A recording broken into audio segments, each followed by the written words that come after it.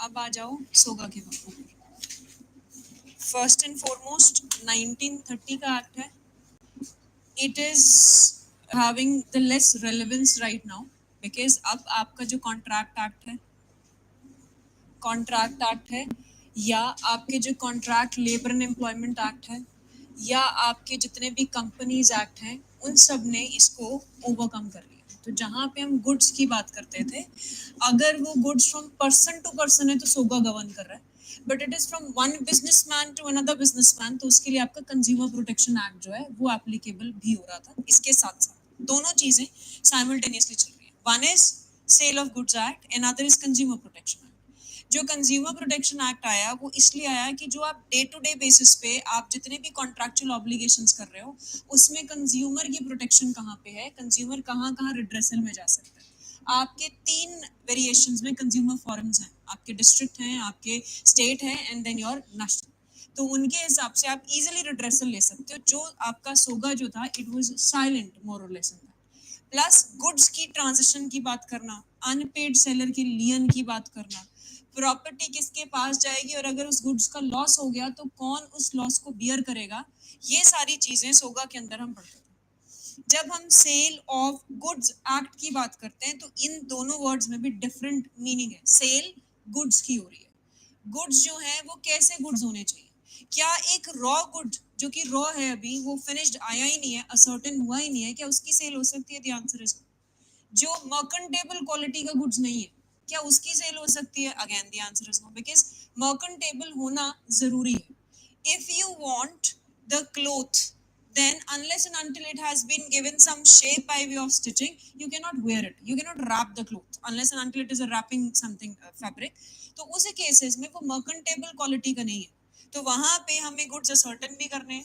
Goods के ascertain करने के बाद वो मर्केंटेबल क्वालिटी का भी होना चाहिए, एंड देन हम उसके ऊपर एप्लीकेबिलिटी लगाते थे। इसके बहुत सारे केसेस हैं जो यहाँ पे गवर्न करते हैं। स्पेसिफिकली जो आपने सेल ऑफ गुड्स एक्ट देखा होगा, वो पढ़ा होगा जनरली मूवेबल प्रॉपर्टी के लिए। तो जितनी भी मूवेबल प्रॉपर्टी गवर्न होगी एक्सेप्ट द एक्शनेबल क्लेम्स, जहां पे हम अलग से बात करेंगे, वो सब आपके सोगा के अंदर गवर्न करेंगे। प्लस इसके अंदर ये भी बोला है कि मूवेबल प्रॉपर्टी कौन सी प्रॉपर्टी होती है। As such it has not been defined under SOGA, but they say that movable property is that property which can change the nature, which can even move from one place to another place, that is movable. Likewise this table, these benches, all these are movable properties, these are goods।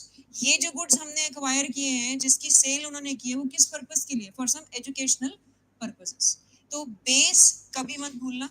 दूसरी चीज, इसमें से हमेशा mains point of view से कुछ कुछ topics बहुत relevant रहते हैं। लाइकवाइज इनका एक बेस्ट क्वेश्चन आता है, एक आता है 26 पे, एक आता है 27 पे, एक इनका आता है अनपेड सेलर के ऊपर। चाहे वो स्टॉपेज इन ट्रांजिट पे आ जाए, चाहे वो अनपेड सेलर लियन पे आ जाए, ये 4 मेन टॉपिक्स हैं इनके, जिसमें से आपको क्वेश्चन मिलेगा ही मिलेगा। जनरली द टिल्ट इज कि सोगा में से जो क्वेश्चंस आते हैं वो थ्योरी बेस्ड आते हैं, जनरली थ्योरी बेस्ड आते हैं। थ्योरी बेस्ड में क्या होता है कि आप पीटी में तो एक भी लूप होल नहीं छोड़ सकते, जहां पे आपको पढ़ना ही पढ़ना है। But mains point of view से सपोज करो आपने बहुत लीनियंटली इसको रखा हुआ है कि चलो एक बार गो थ्रू कर लिया, इन केस आप कोई, बिकॉज लैंडमार्क केसेस भी ज्यादा नहीं है, बहुत पुराने केसेस हैं इसके, तो अगर केस नहीं भी याद रहा तो इस पर्टिकुलर सब्जेक्ट में कोई ज्यादा दिक्कत नहीं आती है। लेकिन इसके पॉइंटर्स बनाने मैंडेटरी हैं। पॉइंट्स में अगर आप इसको लिखते हो या फ्लो चार्ट्स में आप इसको बना के लिखते हो, तो वो ज्यादा बेटर होगा आपके लिए अगर आप सोगा के क्वेश्चंस को अटेम्प्ट करो। Because in partnership you may have certain latest cases as well, but under the soga you will not find any latest case apart from certain things। जैसे लॉटरी टिकट्स की बात हम करेंगे तो सनराइज एसोसिएट्स का case पढ़ेंगे, एक दो केसेस आर रेलेवेंट। जो ये 4 टॉपिक्स पढ़ाए, इन 4 टॉपिक्स की आपस में जब इंटरलिंकेज करोगे, तब जाके आपको समझ में आएगा कि ये अकेला इन आइसोलेशन में नहीं पढ़ा जाता। Likewise, if I say risk prima facie passes with the property, discuss। अब इसके लिए you will not only write section 26, section 26 से पहले जितने भी प्रोविजन है आपके 18 से 26 तक, वो सब लिखने पड़ेंगे। रिस्क के लिए आपको ये देखना पड़ेगा whether the sale of the goods was of a certain matter, ascertain थे कि नहीं थे, सेल जो है वो प्रॉपर हुई है कि नहीं हुई है, सेल के बाद क्या कॉन्ट्रैक्चुअल ऑब्लिगेशन ऐसी तो नहीं थी कि property must retain with the buyer और द सेलर, या ऐसा कुछ होगा तो प्रॉपर्टी किस पे पास ऑन करी है, क्या इंटेंशन थी ऑफ द पार्टीज, क्या कॉन्ट्रैक्ट की इंटेंशन थी. Try to gather those materials. एक बेस बता रही हूँ, उसके बाद इसको लिखेंगे भी, हम मॉडल आंसर्स डिस्कस करेंगे. जब आप ये सब कुछ लिखोगे तो आपको उसके अंदर 18, 19, 20, 21, 22, 23, 24, 25 विच मीन्स 26 के साथ साथ ऊपर वाले सारे प्रोविजन जो वो पूरा चैप्टर आपका इनकलकेट करता है वो आपको एक्सप्लेन करना पड़ेगा अगर ये क्वेश्चन आता है. एंड जनरली ये क्वेश्चन 15-20 मार्क्स में आपका आता है. दूसरा फेवरेट क्वेश्चन होता है नेमो डेबिट क्वाड नॉन हैबिट की theory which is there under section 27. इसके लिए भी again section 27 is not to be read in isolation. It is to be read with section 27, 28 and 29, 30 and then the Indian Contract Act के provisions. तो वो सारे provisions के साथ मिलके आपको यहाँ पे ये चीजें लिखनी है जिसमें आज हम मॉडल आंसर्स लिखेंगे. नेक्स्ट इनका क्वेश्चन होता है दो तरीके से. पहला the rights of stoppage in transit as it is पूछ लेंगे what are the rights of the stoppage in transit and what the seller can do. इसके अंदर जो right of stoppage in transit है वो 51 सेक्शन जो कह रहा है उसको एज इट इज आपने ABC करके लिखना है, but that should be in your own language, that should not be the bare language.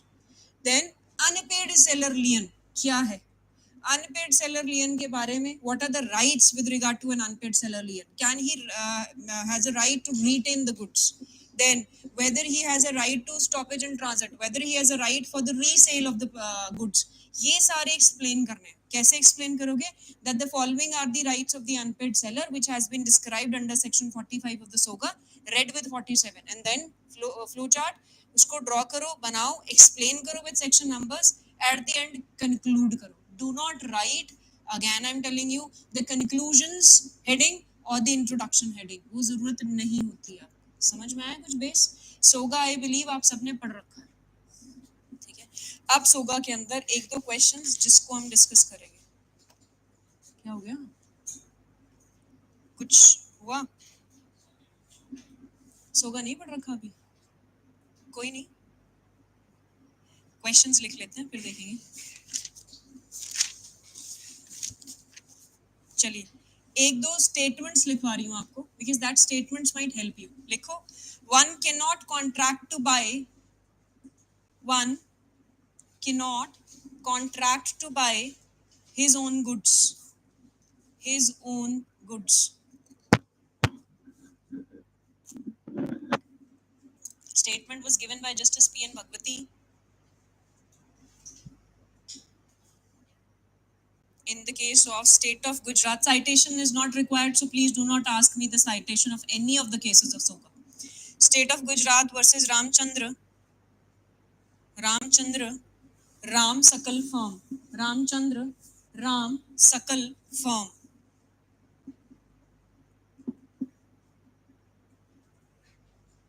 अब देखो सेक्शन 4 निकालो. इसके लिए बेसिक्स चीजें समझाऊंगी, एक आंसर फॉर्मेट बताऊंगी.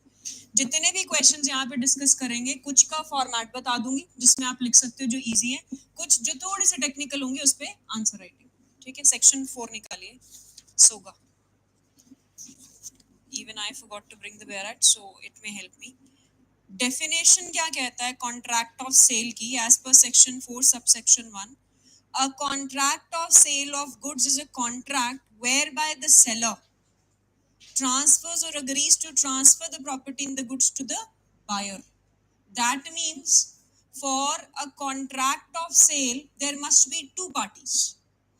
One is the seller, another is the buyer. Now read the statement again.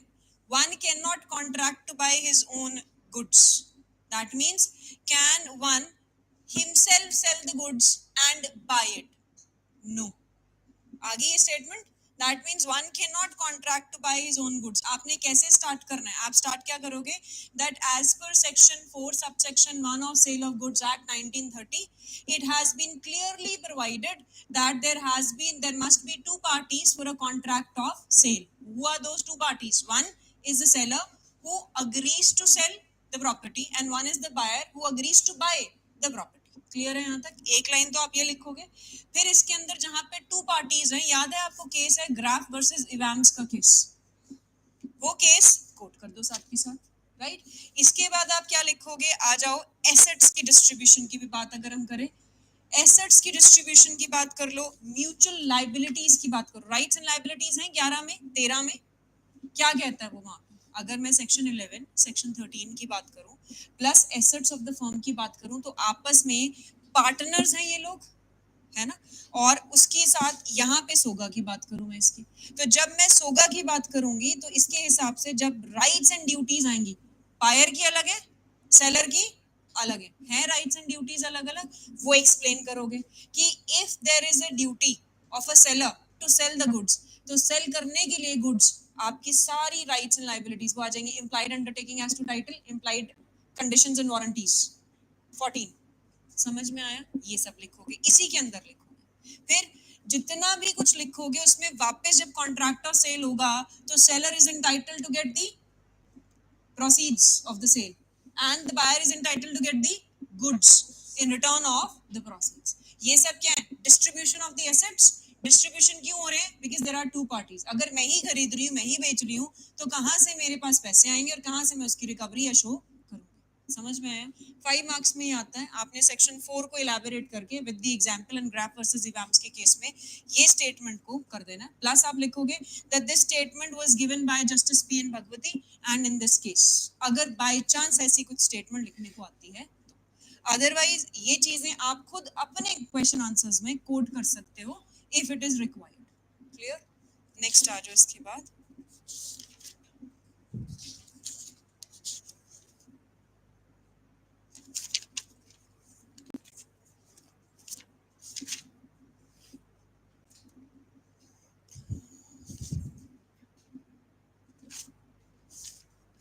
हाँ जी, नेक्स्ट क्वेश्चन लिखो, can there be a sale without immediate delivery? Can there be a sale without immediate delivery?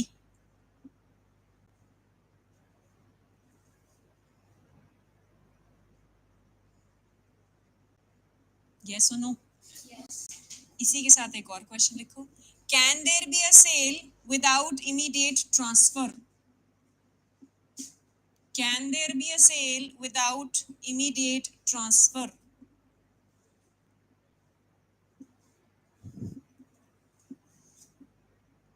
क्या कह रहा है ma'am? Yes और no?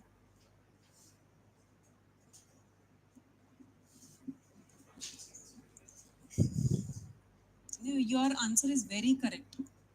ठीक है, बाकियों ने जो यस बोला मैं उनसे जानना चाहूंगी अब कि यस बोला क्यों। Transfer and delivery is one and the same thing. Transfer of property act state करता है, ट्रांसफर का मतलब क्रिएशन ऑफ न्यू इंटरेस्ट, है ना। unless and until I have not created any interest in you, how can you take the delivery of that goods? लिखा है ना, can there be a sale without immediate delivery and can there be a sale without immediate transfer? जब तक right ही नहीं है बच्चे, transfer कैसे हो जाएगा? Nemo debit card non habit नहीं हो जाएगा? सो transfer is different from delivery of goods. Delivery हो सकती है, जैसे पोजेशन दी जा सकती है before the title, that is आप 53A में भी पढ़ते हो, पार्ट परफॉर्मेंस में भी पढ़ते हो, तो ये सारी चीजें क्या है जहाँ पे डिलीवरी हो सकती है बट ट्रांसफर नहीं हो सकती। ट्रांसफर के लिए ट्रांसफर साथ के साथ क्रिएशन होगा, इंटरेस्ट देखना पड़ेगा, whether it is a vested interest, is it a contingent interest, and then we have to see कि हो सकती है कि नहीं। So for the first question the answer is yes, for the second question the answer is no. Next आ जाओ इसके बाद, section 54 TPA भी कहता है इस चीज को, यही पढ़ रखा है तूने? है पक्का? कहीं तो पढ़ा है? कोई नहीं, अभी पढ़ा देते हैं आपको हम। पैराक्ट्स हैं किसी के पास तो सेक्शन 54 निकाल लो एक बार, टीपीए का भी, टीपीए का निकालना आप लोग।